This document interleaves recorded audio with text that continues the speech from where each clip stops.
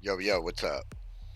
I wanted to go over a few things with the new league. Obviously, if you're a solo self-found player, more or less, you can start licking your chops because I think this league is going to be by far the best solo self-found experience that all of us may have.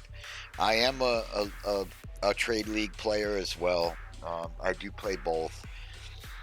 I really enjoy solo self found. The only problems that I've had with solo self found to this point are a few things with jeweler's orbs and dropping of uncut gems and things of that nature where you want to be able to pivot on a build or try a new skill out in your build and you can't because you don't have the resources to you know make it a six link or even cut the damn skill because you got to go figure out where to go find that. I think those days are over. All right, let's go over a few things with the actual solo self found situation we have here. So I made a quick list, simple list. It's nothing crazy, but it's things things that are issues. Right, we have some negatives still that haven't been addressed, and things that we don't know if they've been addressed or not. Let's go over your basics here. Um, this these are kind of the highlights of what caused these positive changes. Okay, the crafting of uniques, right, and being able to upgrade them results in more access to the uniques and gear crafting than we've ever seen in SSF. Um, when you drop a unique during your run in SSF and it's usable in your build or while you're leveling, it's game changing, right? Um, Now you can keep that unique and roll out into the end game. I'm not saying you'll probably use it in the end game if it's an early unique, but you can upgrade it that time, one time or whatever. I don't know if it's one time. I'm assuming it is. I'm assuming once you upgrade it, it's similar to corrupting it. Like that's the end of it. You can't do anything to it. But like I said, you could get another unique. Don't forget that they do roll, especially the ones that have skills associated with them. But like they will roll, up to a certain level 50, level 60, even though you get better versions of them. So getting a better version of a unique you're using and then upgrading that might be end game viable, but we don't know. We don't really know what that's going to be like. We have an idea from POE1, but um, for the most part, that's going to be huge. We don't know what the Calgarian uniques are and what they give, but we will have access to them. We'll be able to do these things in SSF pretty easily, and that's huge. Okay, that's a huge thing. I'll go over in a second why that's so huge because the access we have to uniques this league in SSF is also so huge, and there is so much access to getting regular uniques. Think of Eldermatics, right, where you go up and in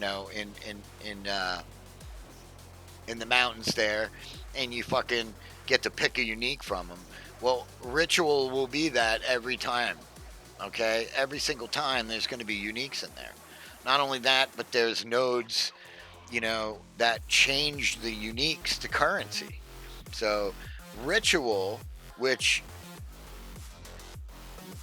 I never ran an SSF because it's a fucking waste of time. Why do I need an omen of whittling? I don't have the crafting materials to craft a mirror tier item. So, what the fuck? So, you know, crafting wasn't evident enough in solo self-bound, it was basic, you know, budget crafting in Abyss, you know. And now Ritual becomes so strong for SSF. It went from 0 to hero. It's probably one of the things you're going to want to jump into right away in SSF. Like normal league, you know, you don't want to fuck with it, but you want to go south right away, get on that ship and start fucking around in Expedition and messing around with the runes of Aldor and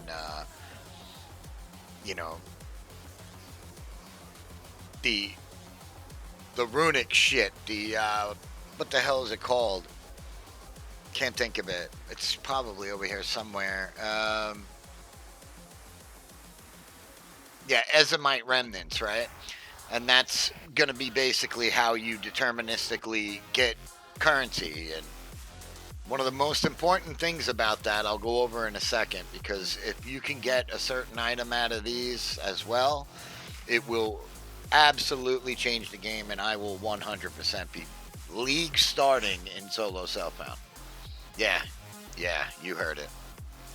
Okay, on to number 2. So we went over this already. I'll go over the negatives in a second. So rune forging, right? This is upgrading, modifying, and creating new gear with 8 runes and alloys to create custom items. Right there, any kind of creation of items is going to absolutely boost your experience in solo self-bound. I'm looking forward to the rune forging and stuff like that too. Same thing with the actual league. It's the Ezomite remnants are the things that you find on the maps, and you inscribe them with symbols and stuff, and that's crafting resources. Okay, so these two go hand in hand, right?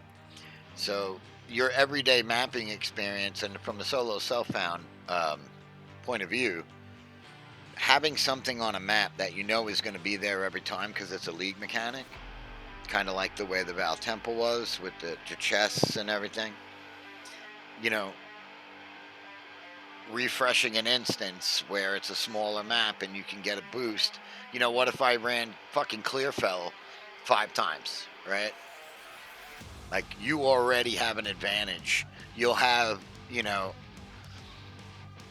low level currency, but you'll be able to slam a couple of white bases real quick and get yourself something to take you through maybe half the act, you know, or what have you. So these are the things that solo self-found players tend to do, and you know, if you're a league player, you wouldn't understand, because to you that's a waste of time, and you would never do that because you need to blast through the campaign and get to end game as soon as possible.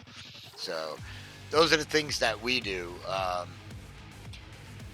There's also affixes on, so alloy runes. There's like 160 something runes coming, dudes. Like, that amount of runes is insane.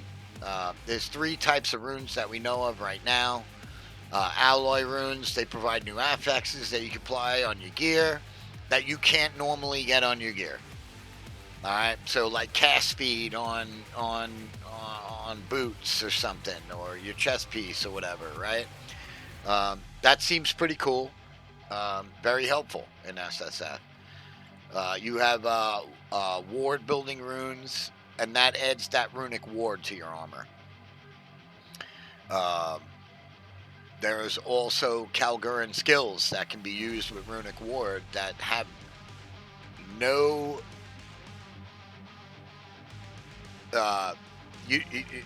no level restriction. There might be a level restriction.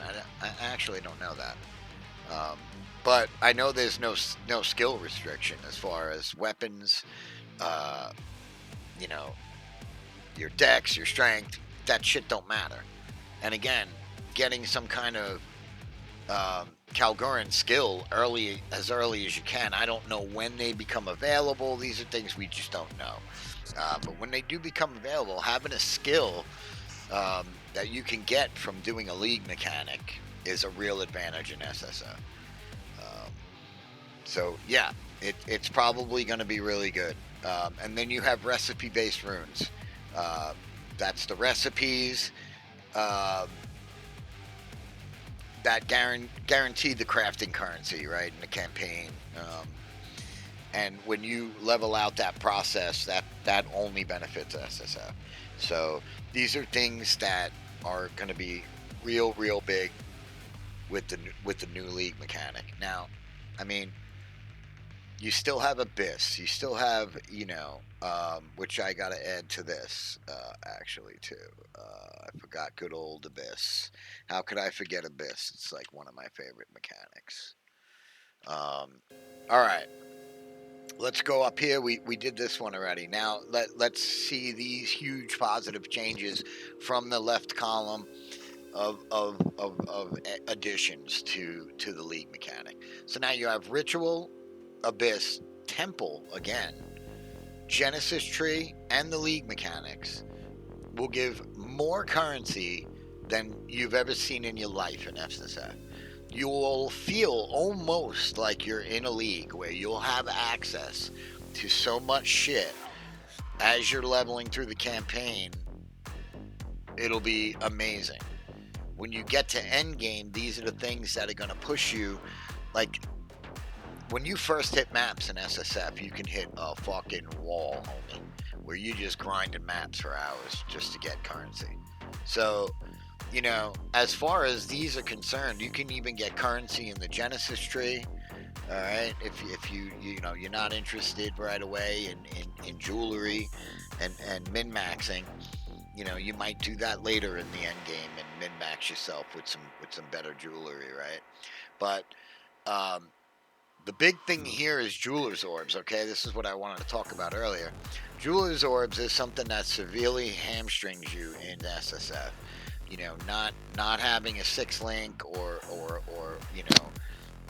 the availability to get them and how rare they were. Even the 5-link was, took you forever to get to the point where you were dropping those. So that was something that, was a huge challenge in SSF, and it was something that actually made it somewhat frustrating. I'll be honest with you. So if you can get Jeweler's Orbs from like a runesmithing recipe in the mechanic in the campaign, or even in the mechanic, say when you get to the end game and you go and you're sailing around in the south, if you're dropping those or able to get those in the expeditions, and I forget what they call them, like the ultimate expeditions or something, which is basically the old logbook setups, right? But they have those Ezomite remnant things in there that you could blow up. Now, when you get to the later game, can you get a recipe for Jeweler's Orbs? Unknown, and very, very important. Because if it's something that they're popping out, that allows you to, like I said, say, oh, you know what, I want to do plants instead, but I don't have any fucking skill gems, and even if I do have skill gems, I only have 2 slots now because I can't upgrade it to a 4-link or a 5-link. Look, 6 links are, I'll deal with not having a 6-link, but I being able to grab a new skill and bring it to a 5-link right away is a bonus, right? So that I could deal with. If I got to grind for a 6-link, I'll do that. But grinding for a 5 was shitty. After a while, and hopefully they're in that league mechanic with the Ezomite remnants and the whole thing. Hopefully, eventually, you get a recipe for them. Again, when the patch notes come out, we'll be upgrading this. The next thing is obviously the Genesis tree again. Crafting rings and amulets and jewels with the emotions, the liquid emotions that are available is nuts, right? I mean, if you run breach a bunch and you could make you get yourself an amulet with, like they showed in there, say eternal rage, that's 100 spirit gem, dude. Think about that. Like, yeah, you're giving up a couple prefixes or suffixes, or 1 and 1, I think it is, when you craft that. But come on, dude, that sounds amazing for SSF. You know, sounds amazing for anyone, really. But if you lose spirit on your amulet, you could get 60 spirit on your amulet max. So you have a skill that is 100 spirit skill. Well, are you gonna miss the spirit? I don't think so. Anyway, that's a very big thing. Rings and stuff were always very hit or miss in SSF, and you relied a lot on breach rings, or doing things of that nature to you were hanging on to shit that was like kind of shitty, because you weren't able to really deterministically craft too much with rings, and having more of an access to do that and actually pick your resistances that you need on them through nodes in the Genesis tree. You can fill holes so much better in your build, and that was always a problem in SSF, and now I feel like that's been resolved. So again, in the positive column. Progression. When you reach the end game, with all the mechanics and the things available, it's going to be a lot smoother. It's going to be, you're going to move quicker through maps. You're going to be able to go from a 1 to a 5. You'll have better gear when you roll into maps and start getting access to these things, and ritual, and you're in ritual now, and now you're adding uniques. I mean, look, SSF builds are different, right? They start off, you use a lot more uniques than you normally would in Trade League, because you can put your build together, from a list of items that you want to do. You have a list of items that are best in slot, you put them in there and you're done. SSF, a unique, you might have 2 or 3 uniques on your build, and because you can't craft yet, or you don't have the crafting ability, whether it's you don't have the any omens, or you don't have any crafting shit, you'll be able to plug a unique in, upgrade it so it's doing decent damage, and roll the fuck out, man. You might be able to get through, tier 5, tier 6, and then now you start dropping different things and more currency, and you're into the end game, and you're into the mechanics more. You could go, like I said, you can go through breach, you can go through ritual, you can do these things to ramp yourself up to go to that fortress and start fucking around in there. So these things are amazing for SSF. Currency should be no problem, and I'm not even talking about divines, because divines, we don't look at divines in SSF the same as you do in Trade League, right? But yeah, it's going to be great. This is a big one here, and I'm going to touch on this a little bit too. I kind of went over it a little bit before, but I'm gonna touch on it again, because this is going to have a lot to do with 1.0 and like the new player base, right? So if you have a new player base that comes into Trade League, and 50% of them experience that FOMO and the stress of falling behind, they're out, dude. They're out. They're not going to understand. I mean, that's why I'm making this channel too, because I'm an SSF guy. So SSF was so bad leading up to 0.4 that I just played in the Trade Leagues and kind of just acted like it was SSF, and I just saved up for Jeweler's Orbs and runes and things of that, and used the trade league for that. I crafted my own shit and everything, and I learned a ton. But the overall stress of the FOMO and the economy. I mean, look, this league, we're gonna give it a pass, right? It was the temple fucked everything up, but people forget that just in a lower bracket, meaning like instead of thousands of divine, it's hundreds of divine, right?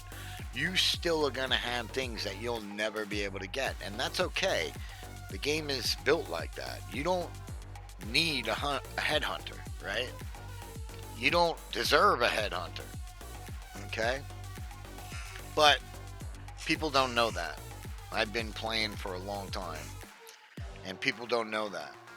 They don't understand that. And when 1.0 drops, if they don't figure something out with the economy, because I'm telling you, people are going to play Trade League. They're not going to touch SSF. It's intimidating at first.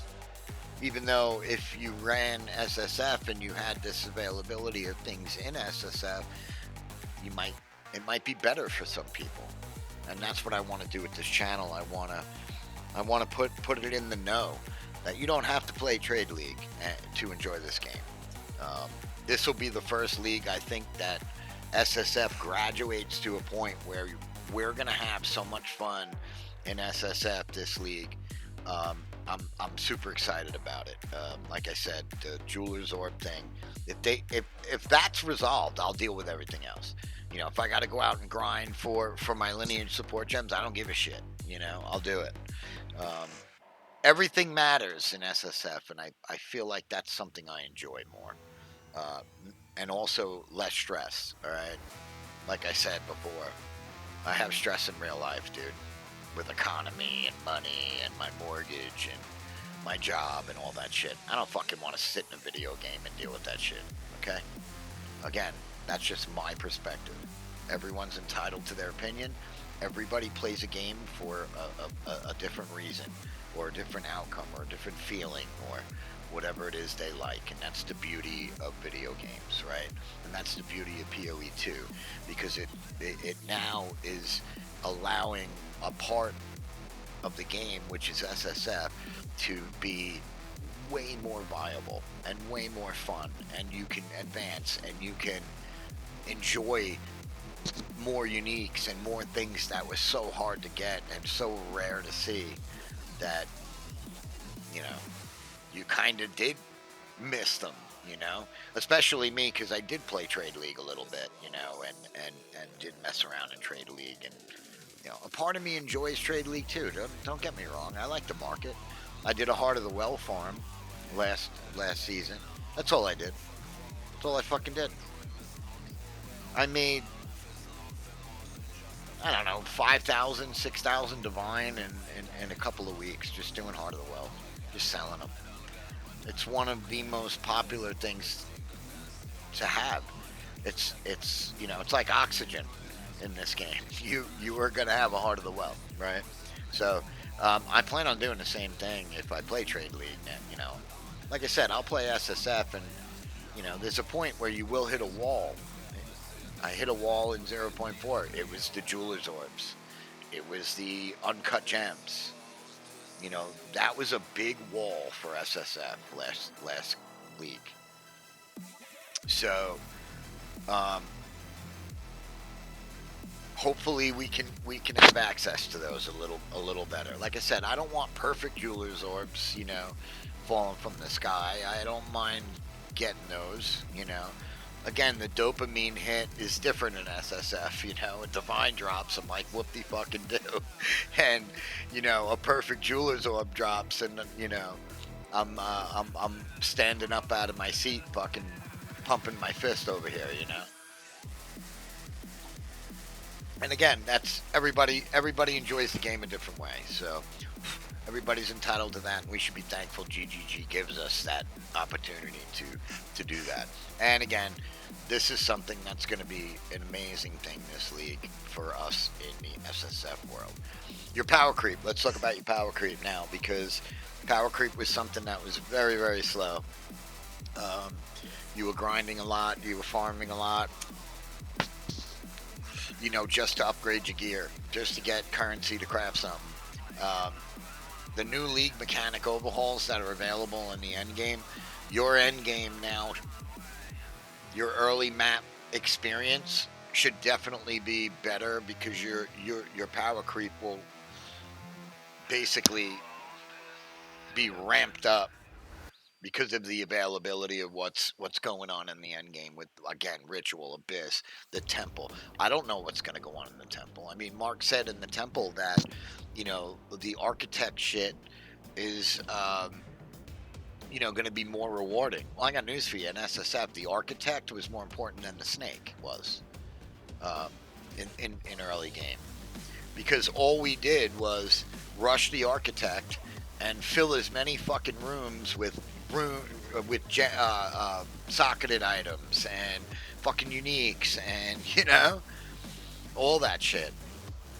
So having access to that and the temple currency and stuff to double corrupt shit and all that stuff is going to be amazing. I'm assuming that they're going to concentrate more on the unique rooms from the architect with Val uniques. So again, right, we'll have access to a lot more because people aren't snaking the temple anymore. And I know the jeweler's orbs were something that were a big deal in the temple. Those you were able to get in the temple, but it was a lesser. So maybe they make changes in there. Maybe there's Atlas nodes that allow, I'll be looking at every Atlas node to see the word Jeweler's Orb on it. All right. And that might be where in SSF we have to go to get these things. Again, these are all unknown. This is subject to change. Some of these negatives could be removed from here. Some of the positives could be negatives. So, but for now, with what we know, these are where we're at. Again, the obvious. An enormous amount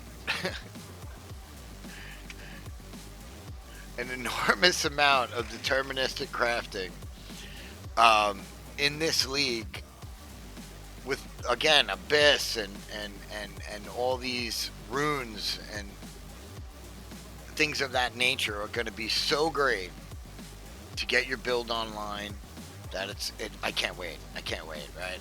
So deterministic crafting is on a whole new level this league, and again, that does nothing but ramp up SSF. So again, another good reason to play SSF.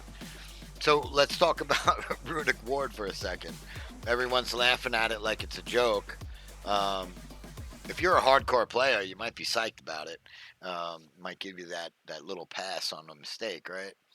But Runic Ward is something that in SSF, if your gear is subpar, might save your ass and allow you to maybe go into an area, say, or farm an area that you don't have a lot of survivability in, and maybe be able to get out of there with some currency or the drops that you're looking for. And the skills, again, for Runic Ward are something that'll be really big. It'll give you a little more power without having to worry about level or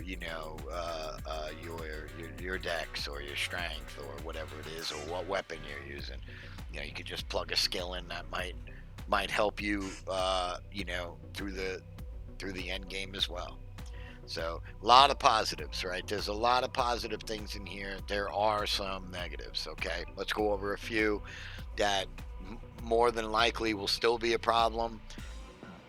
One or two of them could be, the Jeweler's Orb thing I have in here could be resolved in the Atlas or in the Temple, or who knows. It's something I'll be keeping my eye on as well. High-end lineage supports, right? It's always a grind, man, to get them. Even in Trade League, you gotta fight Tabakai, you gotta do all these things, and some not only chase uniques, but I'm gonna add another thing here. Now, So unique tablets.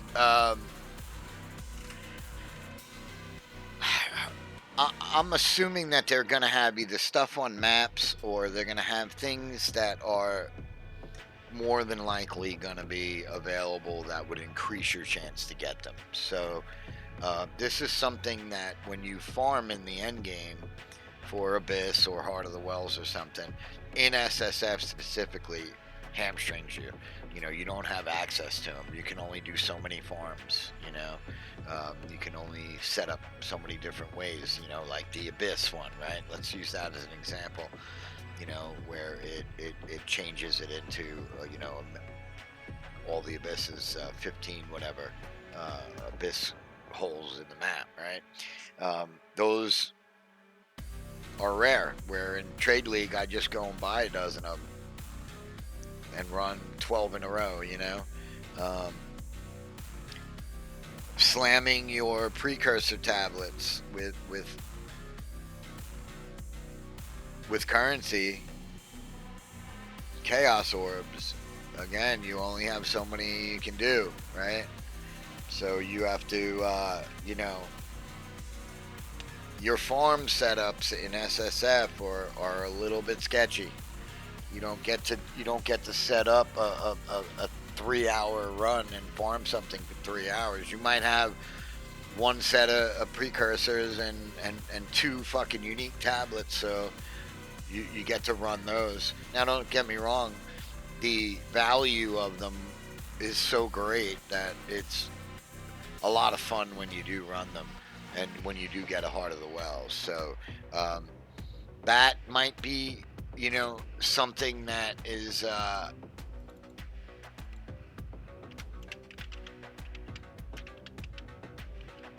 we'll say here that unique tablet farms and farms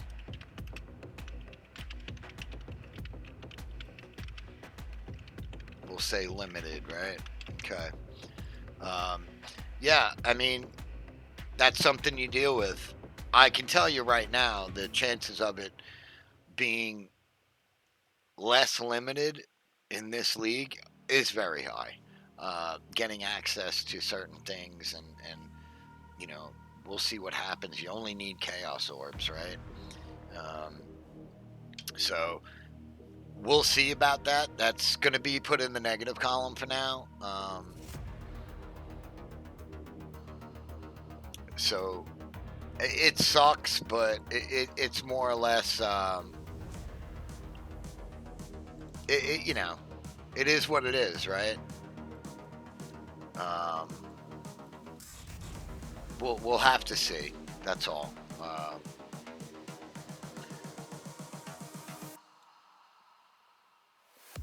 We'll check it out. We'll see what we could do with it. I mean, it might not be a problem, but again, we don't know. And as of right now, because we don't know, it's a negative. Because it was always a negative in SSF. Again, this correlates with the one above it a little bit.